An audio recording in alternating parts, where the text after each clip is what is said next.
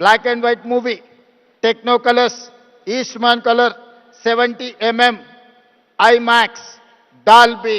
రీసెంట్గా హైదరాబాద్లో డాల్బీ థియేటర్స్ని కూడా మనం ఇండియాలో ఫస్ట్ డాల్బీ, ఇండియాలో first IMAX theatre in Hyderabad.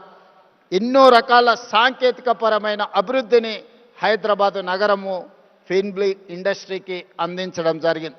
అందుకే ఈరోజు ఈ మధ్యలోనే నెట్ఫ్లిక్స్ ఐలైన్ని ఈరోజు మనం ప్రారంభించుకున్నాం.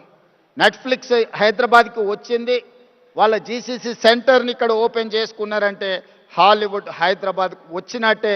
సో ఈరోజు ప్రపంచ సినీ పరిశ్రమకు ఒకే ఒక నగరం హైదరాబాద్ నగరం తెలంగాణ రాష్ట్ర ప్రభుత్వం గుర్తించి ఈరోజు ఈ పరిశ్రమను ప్రోత్సహించడానికి హైదరాబాద్ నగరాన్ని నుంచి అంతర్జాతీయ స్థాయిలో సినిమాలను ప్రోత్సహించి ఇక్కడ నిర్మాణం చేసుకోవడానికి అన్ని అనుమతులను ఇవ్వడానికి ఒక సింగిల్ విండో విధానాన్ని తెలంగాణ రాష్ట్ర ప్రభుత్వం తీసుకువస్తుంది.